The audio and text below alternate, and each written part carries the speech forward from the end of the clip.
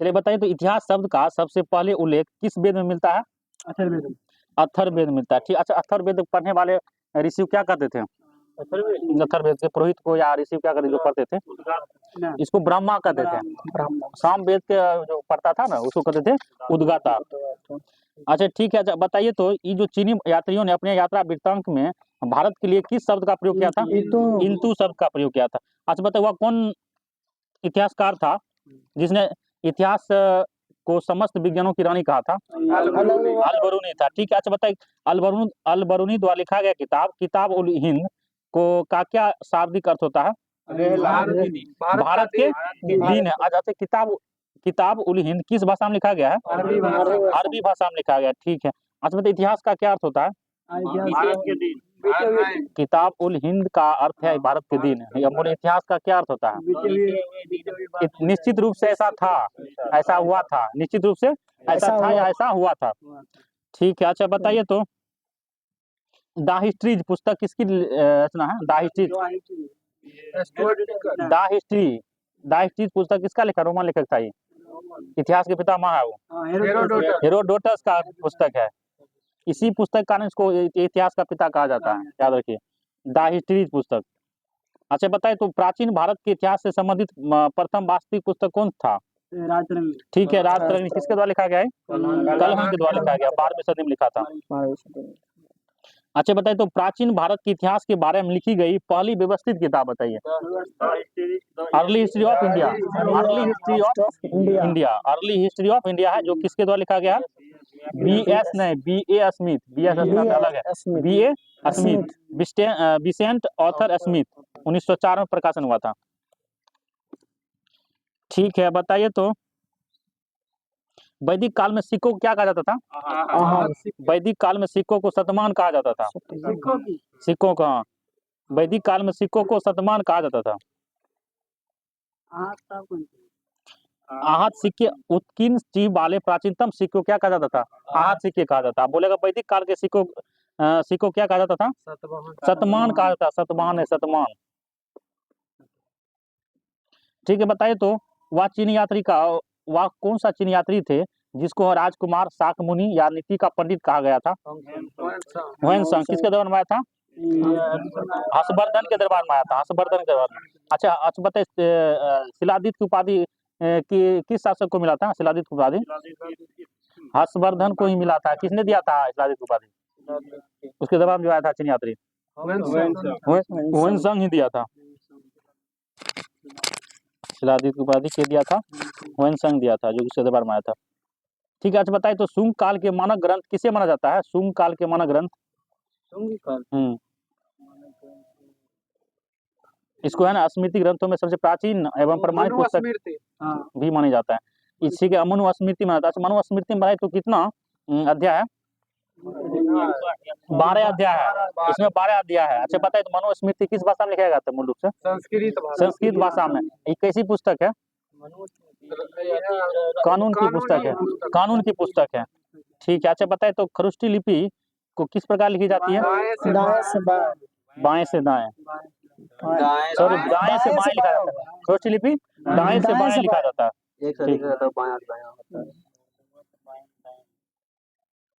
ठीक है, बताइए तो ये जो था मोरक्को का यात्री कौन था? मोरक्को का यात्री कौन था जो कि रीला लिखा था पुस्तक?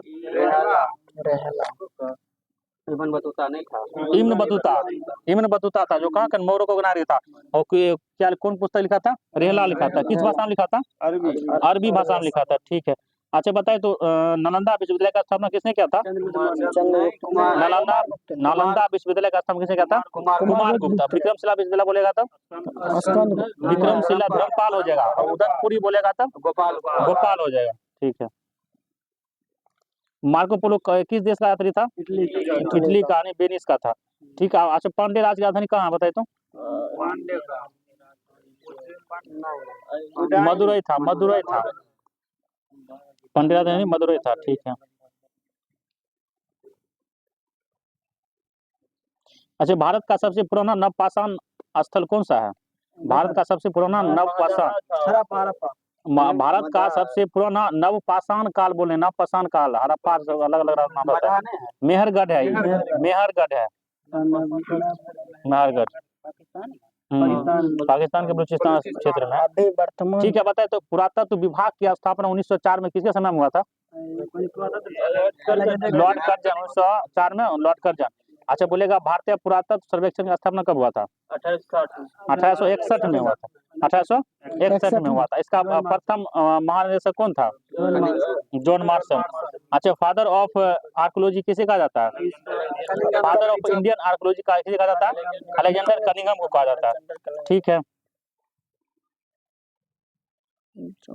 ठीक है, तो बताइए तो भीमबेटका गुफा को यूनेस्को ने विश्व धरोहर स्थल कब घोषित किया था? 2003 में किया था। कब किया था? 2003। अच्छा, भीमबेटका गुफा मध्य प्रदेश के किस जिला में? रायसेन जिला में। ठीक है, अब्दुल्लागंज में है, याद रखिए, अब्दुल्लागंज, रायसेन जिला के अब्दुल्लागंज में है। ठीक है, अच्छा बताइए तो भारत में जीवाश्म का एकमात्र प्रमाण कहाँ से मिलता है? भारत में जीवाश्म का एकमात्र प्रमाण कहाँ से मिलता है? कोई पहाड़ी है, हिमाचल, शिवालिक की पहाड़ी है। ठीक है, हिमाचल प्रदेश के बिलासपुर जिला की शिवालिक पहाड़ी से होता है। ठीक है, अच्छा बताइए, यूपी के प्रताप जिले में स्थित मादाहा से क्या मिला था? कौन सा उपकरण मिला था? बताइए, किस का बना हुआ उपकरण मिला था? हड्डियों और सींगों से बने उपकरण मिला था। अच्छा बताइए, हड़प्पा सभ्यता की लिपि में कितने मूल चीज था? किसी का स्क्वायर है, 64 है। ठीक है, स्वास्तिक चीज किस सभ्यता की देन है? हड़प्पे की देन है। ठीक है, अच्छा हड़प्पा सभ्यता की लिपि कैसी थी? भाव चित्रात्मक थी। ठीक है, अच्छा बताइए तो ये जो धोलावीरा खोज किसने किया था? जगपति जोशी किया था। किस नदी पर है ये? नूनी नदी पर, नूनी नदी पर है। अच्छा, भारत में सबसे बड़ा हड़प्पा स्थल कौन सा है?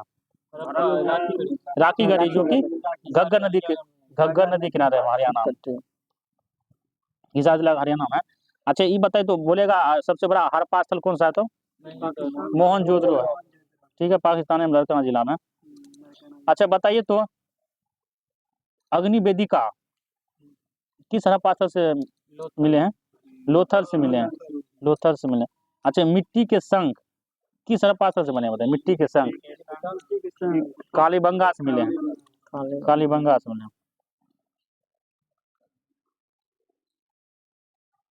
अच्छा, इंदिरा गांधी राष्ट्रीय मानव संग्रहालय कहाँ स्थित है? इंदिरा गांधी राष्ट्रीय मानव संग्रहालय, ठीक है, मध्य प्रदेश भोपाल में। इंदिरा गांधी राष्ट्रीय मानव संग्रहालय कहाँ स्थित है? मध्य प्रदेश भोपाल में स्थित है। सिंधु सभ्यता ईंटों का अनुपात क्या था?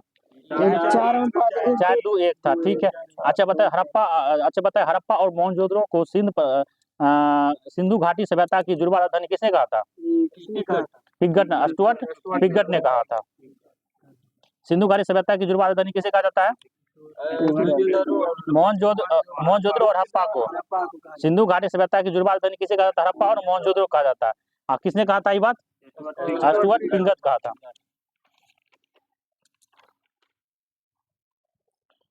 ठीक है, जब बताए वैदिक काल की बताए तो डेट कहाँ से कमा जाता है? इसे भी बताइए तो वैदिक काल का। 1750 नहीं सिंधु सभ्यता 1500 बीसी से 600 बीसी तक, 1500 बीसी 600 बीसी। आपको इतिहास में उस दिन भेजे थे, उसमें पूछा हुआ था। ठीक है, वैदिक काल देखिए, वैदिक काल की शुरुआत हुआ था, इसमें कब से माना जाता है? 1500 बीसी से 600 बीसी। आप देखिए वैदिक काल को दो भागों में बांटा गया था, एक उत्तर वैदिक काल, एगो पूर्व वैदिक काल। इतिहास में आप जिस दिन बचे थे ना, हाँ उसमें तो इसको वैदिक काल को दो भागों में बांटा गया, उत्तर वैदिक काल और पूर्व वैदिक काल। तो उत्तर वैदिक काल हो जाएगा आपको 1500 से 1000 बीसी, और पूर्व वैदिक हो जाएगा 1000 से 600 बीसी हो जाएगा। अच्छा ठीक है, पूछता है कि जैसे ऋग वेद की रचना जो है ना, किस वैदिक काल में हुआ था? ये पूर्व वैदिक काल, उत्तर वैदिक काल में ऋग वेद की रचना हुआ था उत्तर वैदिक काल में, और बाकी तीनों है जो उसका हुआ था पूर्व वैदिक काल में हुआ था। पूर्व मतलब पीछा हो गया, मतलब पीछे आया है, उत्तर मतलब पहले हो गया, पता ना। अच्छा चलिए ठीक है, अच्छा बताइए वेद का शाब्दिक अर्थ क्या होता है? ज्ञान होता है, नॉलेज। ठीक है, अच्छा बताइए तो ये जो था वैदिक सभ्यता, वैदिक काल जो था, समाज कैसा था? पृथ्वी प्रधान था, वही ठीक है, पृथ्वी सत्तात्मक बोलते हैं, पृथ्वी प्रधान था। आशा सिंधु सभ्यता बोलेगा तो मातृ सत्तात्मक था, मातृ प्रधान था उसमें। अच्छा, ये कैसी सभ्यता था, नगरीय या ग्रामीण था? वैदिक ग्रामीण सभ्यता था। सिंधु सभ्यता था, नगरीय सभ्यता था। सिंधु सभ्यता नगरीय सभ्यता था, ये वैदिक सभ्यता ग्रामीण सभ्यता था। अच्छा, आर शब्द किसको इंगित करता है? श्रेष्ठ को करता है, ठीक है। अच्छा बताइए तो आर का भाषा क्या था? आर समाज का भाषा क्या था? संस्कृत भाषा था। अच्छा बताइए तो ऋग्वेद में कुल कितने मंडल हैं? 10 मंडल हैं। अच्छा 10 मंडल हैं। अच्छा बताइए तो इसमें से 10 मंडल में से कौन मंडल को सबसे प्राचीन माना जाता है? दूसरा से 7वां मंडल को, दूसरा से 7वां मंडल को सबसे प्राचीन माना जाता है। और उसको और किस नाम से भी जाना जाता है? गोत्र मंडल के नाम से भी जानता है। उसको किस मंडल जानते हैं? गोत्र मंडल के नाम जानते हैं। अच्छा बताइए तो ऋग्वेद में कितने मंडल हैं? 10 मंडल हैं, ठीक है। सूक्त बोलेगा तो 1028 सूक्त हैं, ठीक है। अच्छा बताइए तो वेद त्रयी में कौन से वेद नहीं आते हैं? वेद त्रयी में अथर्ववेद नहीं आते हैं, ठीक है, अथर्ववेद नहीं आते हैं, ठीक है। अच्छा बताइए तो यज्ञ संबंधी विधि विधानों की जानकारी किस वेद से प्राप्त होते हैं? यजुर्वेद से होते हैं, ठीक है। अच्छा बताइए तो 4 वेदों में से किस एक वेद में जादू टोना और वशीकरण का वर्णन है? अथर्ववेद में, ठीक है। अच्छा बता आर्य समाज को कितने भागों में बांटा गया था? आर्य समाज को 5 भागों में बांटा गया था। उस 5 भागों में बांटा, उसमें सबसे छोटी इकाई क्या था? कुल था। छोटी इकाई क्या था? कुल था, ठीक है। अच्छा बताइए तो उपनिषद किस परंपरा पर आधारित था? उपनिषद किस परंपरा पर? भारतीय दर्शन या भारतीय दर्शन परंपरा पर नहीं आधारित था। अच्छा ऋग्वेद का कौन सा मंडल है पूर्णतः सोम देवता को समर्पित है? नौवां मंडल है। कौन मंडल है? नौवां मंडल है। अच्छा बताइए तो उपनिषद काल के राजा अश्वपति किस स्थान के शासक थे? केकई के थे, ठीक है, केकई के थे। अच्छा बताइए तो ये जो वैदिक नदी जो आस्किनी का पहचान किस नदी के रूप में किया गया? चिनाब नदी के, ठीक है। अच्छा बताइए तो ये जो था वैदिक गणित का सर्वाधिक महत्वपूर्ण ग्रंथ कौन सा है? शूल सूत्र है। अच्छा बताइए सभी वेदों की भाषा क्या थी मूल रूप से? संस्कृत थी। लिपि बोलेगा तो ब्राह्मी लिपि थी। सभी वेदों की भाषा संस्कृत थी और लिपि ब्राह्मी थी, ठीक है। अच्छा बताइए फूलों की सजाने की एक जापानी कला क्या कहलाता है? फूलों की सजाने की एक जापानी कला क्या कहलाता है? इकाबेना कहलाता है। फूलों की सजाने की एक जापानी कला इकाबेना कहलाता है। और जापानी की नाट्य शैली क्या कहलाती है? काबुकी कहलाती है, ठीक है। तो बताइए तो ये जो है कौन सा वेद ऋग्वेद पर आधारित संगीतमय रचनाओं का संकलन है? सामवेद है, ठीक है। अच्छा बताइए तो वर्ण व्यवस्था कास्ट सिस्टम का सर्वप्रथम विवरण कहाँ से प्राप्त होता है? ऋग्वेद के किस मंडल से प्राप्त होता है? 10वां मंडल से। वर्ण व्यवस्था जो ऋग्वेद के 10वां मंडल से। अच्छा ठीक है। अच्छा बताइए तो ये जो पूर्व वैदिक काल में किन 2 संस्थाओं का राजा पर नियंत्रण होता था? सभा और समिति को, ठीक है, सभा और समिति। अच्छा बताइए तो अर्थवेद में किसको प्रजापति की 2 पुत्रियां कहा गया? सभा और समिति को ही प्रजापति की 2 पुत्रियां कहा गया, ठीक है। अच्छा बताइए तो पुरुष मेघ प्रथा का उल्लेख किस ग्रंथ में मिलता है?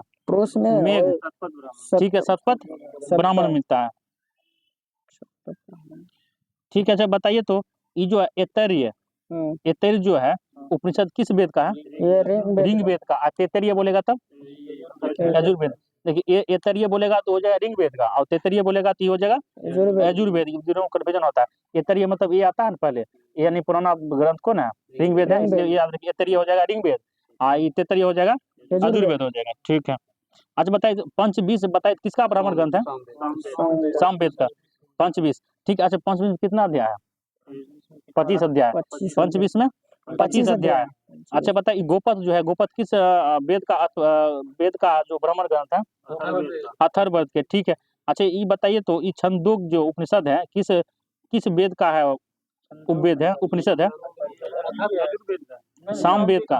केन हो गया, छंदोग उपनिषद है, ये है सामवेद का। आप पूछेगा सबसे प्राचीन उपनिषद कौन सा है? उपनिषद कौन सा? छंदोग्य उपनिषद ही है सबसे प्राचीन उपनिषद। नहीं मंडूक उपनिषद सबसे पुराना। सबसे पुराना उपनिषद छंदोग्य उपनिषद है। और सबसे छोटा बोलेगा तो मंडूक उपनिषद है। और सबसे बड़ा बोलेगा तो बृहदारण्यक उपनिषद है। सबसे प्राचीन यही उपनिषद है, छंदोग्य उपनिषद है। और सबसे छोटा बोलेगा तो मुंडकोपनिषद है। और सबसे बड़ा बोलेगा तो बृहदारण्यक उपनिषद है। अच्छा ठीक है, बताइए तो सर्वप्रथम 3 आश्रमों की जानकारी जो किस वेद से मिलता है? 3 आश्रम बोल रहे हैं, 3 आश्रम की जानकारी मिलता है किस उपनिषद से? उपनिषद बोल रहे हैं, उपनिषद ये हो जाएगा, छंदोग्य उपनिषद हो जाएगा। आप पूछेगा सर्वप्रथम 4 आश्रमों की जानकारी किस उपनिषद में मिलता है? उपनिषद से ये जाबालको उपनिषद से होगा। ये 4 आश्रम की जानकारी जाबालको उपनिषद से, और 3 आश्रम की जानकारी बोलेगा तो छंदोग्य उपनिषद से। सबसे प्राचीन उपनिषद कौन सा है? छंदोग्य उपनिषद है। सबसे छोटा उपनिषद बोलेगा तो मुंडोपनिषद, मुंडो। सबसे बड़ा बोलेगा तो बृहदारण्यक उपनिषद से। अच्छा बताइए तो अष्टोमा सदगम है वाक्यांश जो है किस उपनिषद से लिया गया है? बृहदारण्यक उपनिषद, जो कि सबसे बड़ा उपनिषद है। अच्छा बोलेगा सत्यम जैते शब्द किस ग्रंथ से लिया गया है? ठीक है, मुंडको उपनिषद से लिया गया है। ठीक है, सब छोटा उपनिषद भी है, मुंडको उपनिषद है सब छोटा। अच्छा बताइए तो श्रीमद् भागवत गीता मूल रूप से किस भाषा में लिखी गई थी? संस्कृत भाषा में लिखी गई थी। ठीक है। अच्छा ये जो 3 आश्रम बोलते हैं, बताइए इसमें 4 आश्रम में कौन कौन आता है जानते हैं? 4 आश्रम जानते हैं? पहला देखिए, पहला है ब्रह्मचर्य है, दूसरा गृहस्थ है, तीसरा वानप्रस्थ है, और चौथा संन्यास है। वो सब दोसर है। अच्छा बताइए तो ये जो जीवकोपार्जन हेतु वेद वेदांग पढ़ने वाला अध्यापक क्या कहलाता था? उपाध्याय कहलाता था। ठीक है। अच्छा ऋग्वेद की मूल लिपि क्या थी? ब्राह्मणी थी। ठीक है, ब्राह्मी थी। ठीक है। अच्छा बताइए तो आर्यों के जीविकोपार्जन का मुख्य स्रोत क्या था?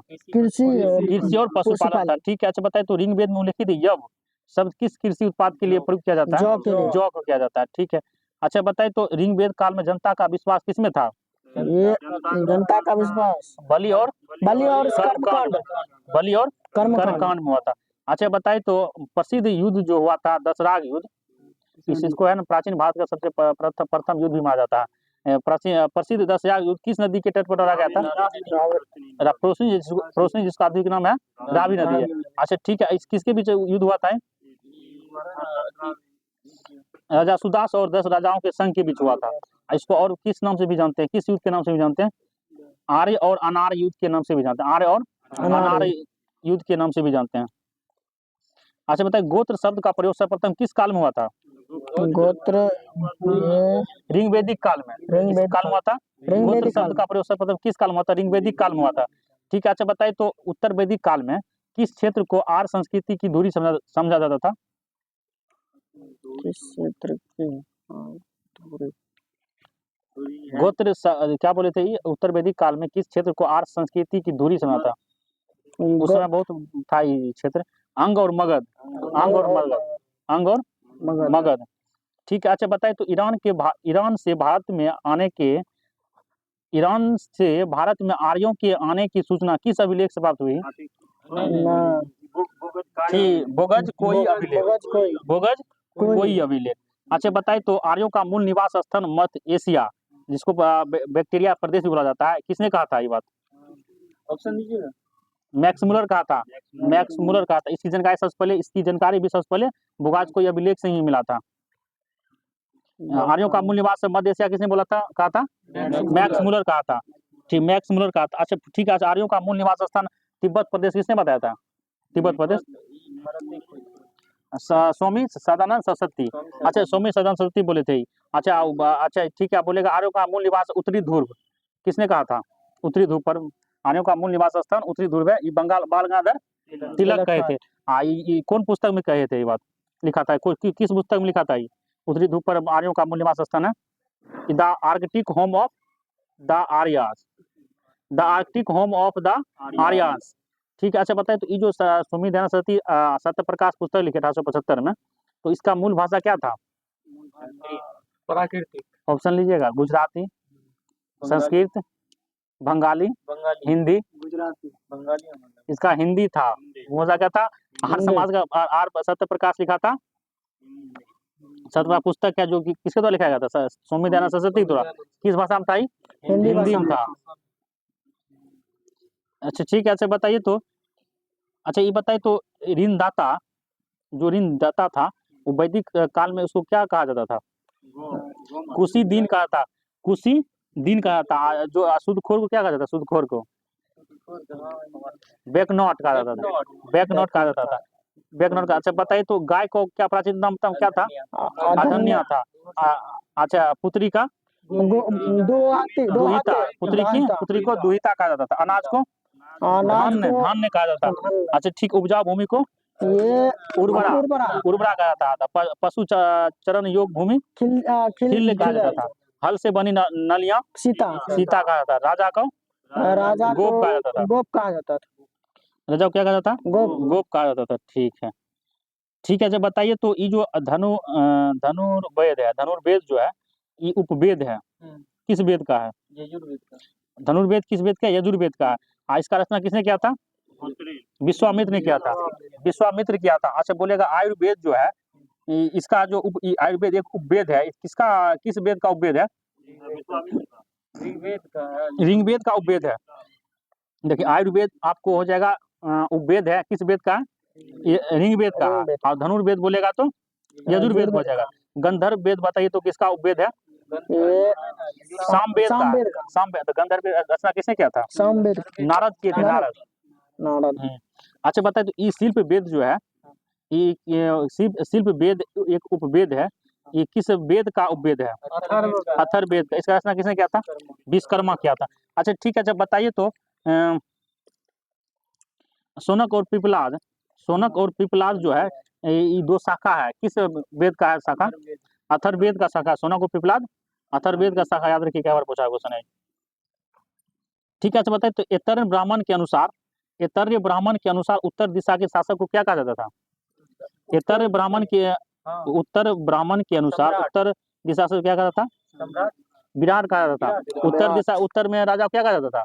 विराट। मध्य में राजे कहा जाता था। दक्षिण में भोज, उसके बाद पश्चिम हो जाएगा स्वराज, पश्चिम स्वराज, और पूर्व में सम्राट। पूर्व में कहा जाता सम्राट, और पश्चिम में सौराष्ट्र, दक्षिण में भोज, मध्य में राजा, उत्तर दिशा में हो जाएगा विराट। उत्तर दिशा मतलब है ना विराट, उत्तर दिशा में विराट, आज पूर्व में हो जाएगा सम्राट, पश्चिम में सौराष्ट्र, और मध्य में राजा, और दक्षिण में भोज हो जाएगा। अच्छा ठीक है, चारों दिशाओं को जो विजेता होता था उसको क्या कर देते हैं?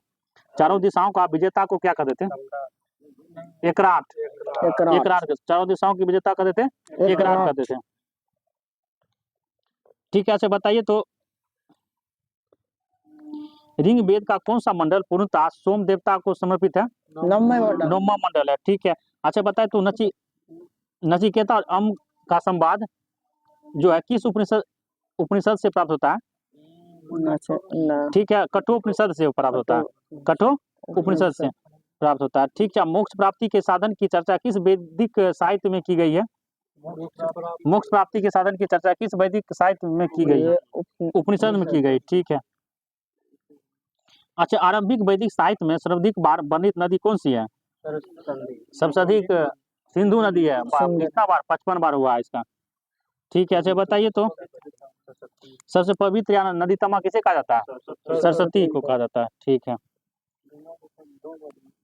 गंगा एक बार हुआ। गंगा क्या? चलिए आप सब कह देते हैं। ठीक है, आप बताइए ऋग्वेद में बताना, इंद्र का कितना बार चर्चा हुआ है बताइए तो? 250 बार हुआ है। अग्नि के 200 बार हुआ है। आप विष्णु को बोलेगा तो 100 बार, 100, विष्णु के 100 बार, अग्नि के 200 बार, शिव के 3 बार, सिंधु नदी के 55 बार, यमुना के 3 बार, गंगा के 1 बार, सरस्वती के 5 बार है।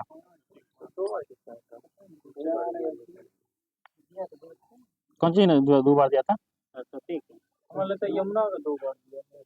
यमुना के यहाँ 3 बार है, गंगा के 1 बार है, सरस्वती के 5 बार है। सर्वप्रथम चारों आश्रमों का उल्लेख किस उपनिषद में किया गया है? चारों आश्रमों का उल्लेख जवालोकोपनिषद में। सर्वप्रथम 3 आश्रमों का उल्लेख किस उपनिषद में किया गया है? छंदोग उपनिषद में। कृष्ण भगवान देवकी नंदन कृष्ण भगवान का उल्लेख किस वेद में किया गया? उपवेद में, उपवेद में किया गया, उपनिषद में किया गया, ये छंदोग उपनिषद में। अच्छा बताइए किस ग्रंथ को जंगल बुक के नाम से भी जाना जाता है? जंगल बुक के नाम से, आरण्यक ग्रंथ को, आरण्यक ग्रंथ को। अच्छा बताइए ऋग्वेद में 10 मंडल हैं, तो बताइए तो जो प्रथम मंडल की जो है, प्रथम मंडल, इसको रचना किसने किया था? अंगिरस ऋषि के थे, अंगिरस ऋषि। और तीसरे मंडल में गायत्री मंत्र का चर्चा किया गया है, ये किसने लिखा था? विश्वामित्र लिखे थे, ठीक है। जंगल का बुक किस ग्रंथ को जंगल बुक के नाम से भी जाना जाता है? तो यह ग्रंथ में है आरण्यक ग्रंथ, आरण्यक ग्रंथ।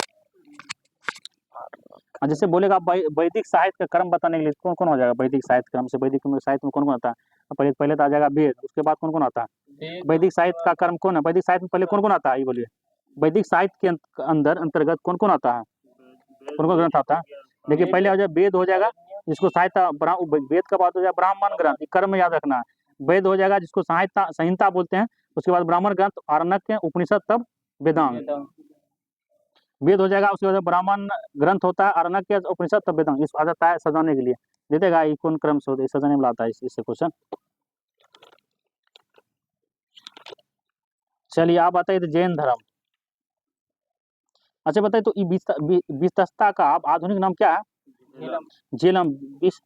वितस्ता का आधुनिक नाम क्या है? झेलम। विपाशा का व्यास है, ठीक है। अच्छा बताइए कुर्रम का बताइए तो प्राचीन नाम क्या था? कुर्रम का कुर्रुम था, कुर्रुम। अच्छा एक क्वेश्चन पूछता है कि ऋग्वेद में जो है अफगानिस्तान के कितने नदी का वर्णन किया गया है? 4 नदी के। ऋग्वेद में अफगानिस्तान के 4 नदी का चर्चा किया, वर्णन किया गया। देखिए ये कुर्रम हो गया, कुर्रम का प्राचीन नाम क्या था? कुर्रुम था। और काबुल का प्राचीन नाम क्या था? कुंभा। गंडा का प्राचीन नाम क्या था? सदानीरा। चिनाब का आस्किनी। सतलज का चतुर्जी। गोमती का गोमल। सिंध का सिंधु। सिंध का सिंधु था। घग्गर का सरस्वती नाम था पुराना। घग्गर का प्राचीन नाम था सरस्वती था। अच्छा अच्छा ये सुषमा का बताए तो आधुनिक नाम क्या है? सुषमा का घग्गर सोहन नाम है। सुवास्तु का स्वात है। अच्छा ये बताइए तो ये राजाओं की उत्पत्ति का सिद्धांत किस ब्राह्मण ग्रंथ से मिलता है? हम इससे पहले पूछे थे ना, इस ब्राह्मण ग्रंथ के अनुसार पूरा में शासक क्या कहा जाता था, वही है ऐतरेय ब्राह्मण से। ये ना बोले थे, ऐतरेय ब्राह्मण के अनुसार उत्तर दिशा शासक क्या कहा जाता था?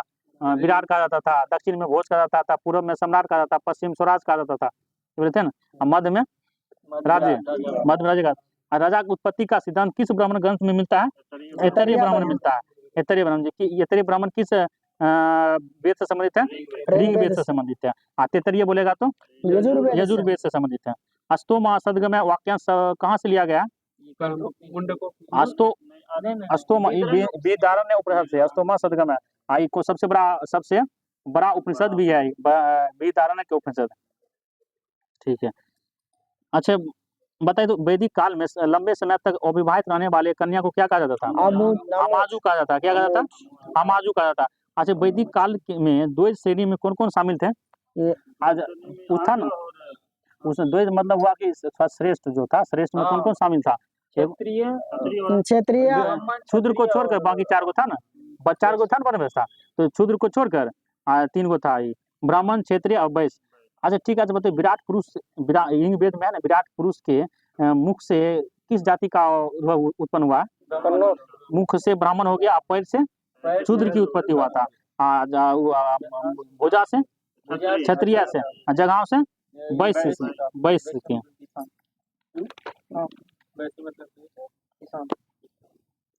देखिए उस समय था ना, ये नहीं थी जाति था तो ये काम करेगा। उस समय था जिसके पास जितना थी है ना, अपना कर्म का प्रधान था उस समय। कर्म कौन सा होता था? ये सब बलि कर्म। वैश्य किसान जो, ठीक है। वैश्य वो क्षत्रिय होता था जो रक्षा करता था ना किसी का, शूद्र होता जो सेवा करता था किसी के, वो सब शूद्र हो जाता था। चलिए तो बताइए तो जैन धर्म बताइए तो अच्छा बताइए जैन शब्द किस से बना है? जैन शब्द जीन से बना है, जीन से बना है। जीन का शाब्दिक अर्थ क्या होता है? विजेता। ठीक है, विजेता ही होता है। जीन शब्द का शाब्दिक अर्थ क्या होता है? विजेता होता है। अच्छा बोलेगा निर्ग्रंथ का क्या अर्थ होता है? निर्ग्रंथ यानी बंधन मुक्त हो जाए, बंधन मुक्त। अच्छा ठीक है, अच्छा बताइए तो ये जैन धर्म के संस्थापक कौन थे? ऋषभदेव, जिसको आदिनाथ बोला जाता था। इसका बताइए तो इसका प्रतीक चिन्ह क्या था? ठीक है, बैल था। इसका प्रतीक क्या था? बैल था। अच्छा बताइए तीर्थकर शब्द किस धर्म से संबंधित है? तीर्थकर शब्द जैन धर्म से ही संबंधित है। अच्छा बताइए तो अनेकात्मवाद किस धर्म के मूल सिद्धांत एवं दर्शन है? जैन धर्म से। ठीक है। अच्छा महावीर ने प्रथम उपदेश कहाँ दिए थे? महावीर बोल रहे हैं। महावीर ये राजगिरी में दिए थे, बराकर नदी के तट पर। ये नया क्वेश्चन है। देखिए ये जो महावीर है ना प्रथम उपदेश, वो जो गौतम बुद्ध प्रथम उपदेश दिए थे सारनाथ में, लेकिन इसका ये नया क्वेश्चन है महावीर प्रथम उपदेश कहाँ दिए थे? राजगिरी में बराकर नदी के तट पर दिए थे। राजगिरी में बराकर नदी के तट पर दिए थे। ठीक है, महावीर के प्रथम शिष्य बोलेगा कौन थे? उसका दामाद था जामिल। कौन था प्रथम शिष्य? कौन था? जामिल था। ठीक है। अच्छा बताइए तो जैन धर्म में क्रम परमाणुओं के पूर्ण विनाश को सूचित करने वाले अवस्था को क्या कहा जाता था? निर्जरा कहा जाता था। क्या कहा जाता था? निर्जरा। अच्छा बताइए तो सरवन बेलगोला के पास बाहुबली मंदिर का निर्माण किसने किया था? गंग वंश के राजा राजमल चतुर्थ के मंत्री था वो। बताइए मंत्री का सेनापति था वो, क्या नाम था? चामुंड राय। 934 ईस्वी में किया था। सरवन बेलगोला के पास बाहुबली मूर्ति जिसको बोलते थे गोमेश्वर की मूर्ति का निर्माण किसने किया था? चामुंड राय किया था। किस वंश के था वो संबंधित था? गंग वंश संबंधित था वो, गंग वंश संबंधित था। ठीक है। त्रिरत्न सिद्धांत किस धर्म से संबंधित है? जैन धर्म से। बताइए तीन रत्न बताइए तो कौन कौन है इसमें? उसमें भी तीन रत्न बुद्ध धर्म संघ है होगा। इसमें आपको हो जाएगा सम्यक दर्शन, सम्यक आचरण, सम्यक ज्ञान हो जाएगा। जैन धर्म संबंधित है। अच्छा बताइए आजीवक संप्रदाय के संस्थापक कौन थे? मखली गोसाल थे। ठीक है। अच्छा बताइए अनुवर्त सिद्धांत जो है किस धर्म संबंधित है? अनुवर्त सिद्धांत किस धर्म संबंधित है? जैन धर्म संबंधित है। ये सब मतलब अभी जैन धर्म है, सब जैन धर्म बोलते हैं, याद है? ठीक है। अच्छा बताइए तो आपनिया किस का संप्रदाय था? आपनिया किस का संप्रदाय था? हाँ बोलिए। जैन धर्म का हिस्सा था। जैन धर्म का ही थी। आपनिया किस का संप्रदाय था? तो जैन धर्म का ही था। अच्छा प्रारंभिक जैन साहित्य किस भाषा में लिखे गए थे? अर्धमगधी। शायद उसी को बोला जाता है प्राकृत भाषा। प्राकृत जैन साहित्य किस भाषा में लिखे गए थे? अर्धमगधी में लिखे गए थे। अच्छा ठीक बताइए तो पार्श्वनाथ से संबंध होने के कारण कौन सा स्थल जैन सिद्ध क्षेत्र माना जाता था? ठीक है, संवेद शिखर बहुत इंपोर्टेंट क्वेश्चन है। पार्श्वनाथ से संबंध होने के कारण कौन सा स्थान जैन सिद्ध क्षेत्र माना जाता है? संवेद शिखर किस राज्य में है? झारखंड में है। संवेद शिखर कहाँ में है? झारखंड में। झारखंड में। अच्छा ये जो बताए पार्श्वनाथ जो थे जैन धर्म के कितना तीर्थकर थे? 23वां तीर्थकर थे। इसका चिन्ह क्या था बताए तो? सर्प था। ठीक है, सर्प था। अच्छा दूसरा तीर्थकर कौन था जैन धर्म का? अजीतनाथ। उसका नाम था देखिए आदिनाथ ऋषभदेव का ही नाम था जो कि प्रथम तीर्थकर थे। आप बोलेगा दूसरा कौन थे? अजीतनाथ थे, जिसका हाथी था प्रतीक चिन्ह। और उसके बाद 23वां पार्श्वनाथ था और 24वां बोलेगा तो महावीर। 24वां महावीर थे। अच्छा जैन धर्म में कितने तीर्थकर हुए हैं? 24 को। 24वां प्रथम थे आपको हो गया ऋषभदेव आदिनाथ, दूसरा था अजीतनाथ, और उसके बाद हो जाएगा 23वां याद रखिए पार्श्वनाथ थे जिसका सर्प था। 24वां महावीर थे, उसका प्रतीक चिन्ह था सिंह। अच्छा एक और 22वां तीर्थकर कौन थे? हरीशनेमी। अच्छा ठीक हरीशनेमी। अच्छा पूछता है कि हरीशनेमी का अन्य नाम ऋग्वेद में क्या मिलता है? हरीशनेमी का और भी कुछ नाम था ऋग्वेद में। ऋग्वेद में हरीशनेमी को और किस नाम से जानते हैं? नेमीनाथ के नाम जानते हैं। नेमीनाथ के नाम से जानते हैं। अच्छा बताइए तो जैन ग्रंथ कल्पसूत्र की रचना किसने किया था? जैन ग्रंथ कल्पसूत्र की रचना किसने किए थे? भद्रबाहु द्वारा किए थे। नेमीनाथ। ठीक है।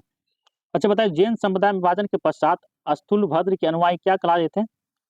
जैन संप्रदाय में विभाजन हुआ ना, दो विभाजन हुआ तो उसमें स्थूलभद्र के अनुयायी श्वेतांबर कराते थे और भद्रबाहु के अनुयायी दिगंबर कराते थे। ठीक है। अच्छा, त्रिपिटक धार्मिक ग्रंथ है, किस धर्म का है त्रिपिटक? बौद्ध धर्म का है। त्रिपिटक धार्मिक ग्रंथ किसका है? त्रिरत्न है, वो त्रिरत्न है। हम बोले त्रिपिटक बोले, धार्मिक ग्रंथ किसका है? बौद्ध धर्म का है। ठीक है। अच्छा बताइए तो जैन मूर्ति पूजा का है ना प्राचीनतम प्रमाणिक अभिलेख कहाँ से प्राप्त होता है, किस अभिलेख से प्राप्त होता है? हाथी गुफा अभिलेख। अब पूछेगा भारतवर्ष का जिक्र किस अभिलेख में होता है? हाथी गुफा का अभिलेख में होता है। ठीक है। हाथी गुफा अभिलेख का शासक कौन था? कलिंग नरेश खारवेल थे। ठीक है। अच्छा बताइए तो स्यादवाद सिद्धांत किससे संबंधित है, किस धर्म से संबंधित है? स्यादवाद सिद्धांत जैन धर्म। अनुवर्त सिद्धांत बोलेगा तो जैन धर्म से ही है। ठीक है। अच्छा बताइए तो जैन संप्रदाय में प्रथम विभाजन के पश्चात निर्मित श्वेतांबर संप्रदाय के संस्थापक कौन थे? श्वेतांबर स्थूलभद्र हो जाएगा, दिगंबर का हो जाएगा भद्रबाहु। श्वेतांबर का स्थूलभद्र हो जाएगा और दिगंबर का भद्रबाहु हो जाएगा। ठीक है। अच्छा बताइए जैन धर्म में कितने संगीतियां या सम्मेलन हुआ था? दो हुआ था। ठीक है। अच्छा बताइए प्रथम संगीति कहाँ हुआ था? पाटलिपुत्र 300 ईस्वी में हुआ था। ठीक है। अच्छा उसका अध्यक्ष कौन थे? स्थूलभद्र थे। द्वितीय संगीति कहाँ हुआ था? वल्लभी गुजरात में हुआ था। वल्लभी गुजरात में हुआ था। इसका अध्यक्ष कौन थे? क्षमा सरबंध थे। क्षमा सरबंध थे। ठीक है। क्षमा सरबंध थे। ठीक है। अच्छा बताइए तो ये अविनाश बताइए तो ये जो था द्वितीय संगीति हुआ था इसका अध्यक्ष कौन था? क्षमा सरबंध। ठीक है। कहाँ हुआ था ये? वल्लभी गुजरात में हुआ था। अच्छा बताइए तो ये जो है महावीर स्वामी कितना तीर्थ करते हैं? 24वां तीर्थ का, जिसका सिंह क्या प्रतीक सिंह क्या था? सीता। जैन तीर्थकरों के कर्म में अंतिम कौन था? महावीर ही थे। अच्छा बताइए तो महावीर का जन्म कब हुआ था? 540 ईसा पूर्व में। देखिए 540 ईसा कहीं आप सर्च कीजिएगा ना आपको 599 ईसा पूर्व आएगा। हाँ बताइए 540 ईसा पूर्व। ठीक है। 540 किताब कौन सा? ठीक है। 599 भी आता है, पता नहीं काहे लेता है। अच्छा बताइए इसका जन्म कहाँ हुआ था? वैशाली के कुंडग्राम के निकट हुआ था। वैशाली कहाँ पड़ता है? बिहार में पड़ता है। बिहार। ठीक है। इसका मृत्यु कहाँ हुआ था? पलापुरी राजगीर में। कितना वर्ष का हुआ था मृत्यु? 72 वर्ष का हुआ था। कब हुआ था? 468 ईसा पूर्व में हुआ था। आज जब गौतम बुद्ध को बोलेगा मृत्यु कब हुआ था? 483 ईसा पूर्व। 483 ईसा पूर्व हुआ था। इसका जब मृत्यु कब हुआ था? 468 में हुआ था महावीर के। अच्छा ठीक है। अच्छा बताए तो इसका पुत्री क्या नाम था? प्रियादर्शनी। इसको अनुजा बोला जाता था। ठीक है। अच्छा बताए अच्छा जब महावीर को सर्वोच्च ज्ञान प्राप्त हुआ तो उसको क्या कहा जाने लगा? केवलिन या केवल कहा जाने लगा उसको। ठीक। बंधन से निर्गंत होता है, बंधन से मुक्त। आत्म मतलब होता है पूज्य। ठीक है। अच्छा बचपन का नाम क्या था महावीर का? वर्धमान था। ठीक है। अच्छा बताइए तो इसका माता क्या नाम था? त्रिशला। माता का नाम त्रिशला। पत्नी बोलेगा तो यशोदा था। आज किस कुल गोत्र से थी? यशोदा। पत्नी कुंडलिया गोत्र से थी। कुंडलिया गोत्र के थी। अच्छा ठीक है। अच्छा इसका बहन का महावीर के बहन का क्या नाम था? बहन का नाम बताइए। इसका बहन का नाम था सुदर्शना नाम था। सुदर्शना। महावीर के बहन का नाम क्या था? सुदर्शना नाम था। अच्छा महावीर को ज्ञान की प्राप्ति जो हुआ था किस नदी किनारे हुआ था? निरंजना फल गौतम बुद्ध हुआ था। ये ऋजुपालिका नदी किनारे हुआ था। किस वृक्ष के नीचे हुआ था? साल वृक्ष के नीचे हुआ था। किसके समीप हुआ था? जिम्भिक ग्राम के समीप। जिम्भिक देखिए महावीर स्वामी ज्ञान प्राप्त हुआ जिम्भिका ग्राम के समीप ऋजुपालिका नदी के तट पर साल वृक्ष के नीचे हुआ था। ठीक है। तो बताइए तो बिहार में जो है प्रथम बार राष्ट्रीय शासन कब लगा था? 1968 में। प्रथम बार लोकपाल विधेयक भारत में कब पेश किया गया था? 1968 में किया गया था। ठीक है। अच्छा महात्मा गांधी का जो रुपया पर फोटो आया था पहली बार कब आया था? 1969 में आया था। ठीक है। 14 गो वाणिज्य बैंक का राष्ट्रीयकरण कब हुआ था? 1969 में। आगे 6 गो वाणिज्य बैंक का राष्ट्रीयकरण कब किया गया था? 1980 में किया गया था। सहकारी आयोग का स्थापना कब हुआ था? 1983 में हुआ था। ठीक है। एनसीबी का स्थापना कब हुआ था? 1983 एनसीबी नारकोटिक्स कंट्रोल 1986 में, 1986 में हुआ, ठीक है, 1986 में हुआ। 1986 में हुआ था। अच्छा बताइए तो पॉलीथीन का निर्माण किस रसायन बहुलीकरण के द्वारा किया गया है? पॉलीथीन का प्राकृतिक पॉलीथीन एथिलीन, इसका क्या रहता है? एथिलीन। अच्छा बताइए सबसे बड़ा राष्ट्रीय राजमार्ग कौन है? सबसे बड़ा NH44 NH, इसको पहले किस नाम से जाना जाता था? NH7 NH7 नाम जाना जाता था। यो इसके भी नाम से जाना जाता है। सम्मिलित रूप से था, तीनों को कहा जाता था। अच्छा भाई संघ लोक सेवा आयोग में कितने सदस्य होते हैं? 10 सदस्य होते हैं, एक अध्यक्ष होता है, ठीक है। अच्छा बताइए तो राष्ट्रीय महिला आयोग का स्थापना कब हुआ था? 1992 में, ठीक, 1992 में, ठीक है। अच्छा बताइए तो अच्छा मानवाधिकार आयोग कब आया था? 1993 में आया था। इसका अच्छा मानवाधिकार आयोग का प्रथम अध्यक्ष कौन था? न्यायमूर्ति रंगनाथ मिश्र, न्यायमूर्ति रंगनाथ मिश्र थे, ठीक है। अच्छा बताइए तो अभी तक यूनेस्को में ना कितने रेलवे स्टेशन को विश्व धरोहर स्थल में शामिल किया गया है? अभी तक कितने? 4 गो है, ठीक है, 4 गो। देखिए सबसे पहला कौन था? दार्जिलिंग हिमालयन रेलवे स्टेशन था, जिसको कब किया गया था? 1999 में, जब भारत में कारगिल युद्ध हो रहा था ना, 1999 में, तो उस समय उसको विश्व धरोहर स्थल घोषित किया गया था। उसके बाद आपको हो जाएगा ये नीलगिरी माउंटेन रेलवे स्टेशन 2005 में, नीलगिरी माउंटेन रेलवे स्टेशन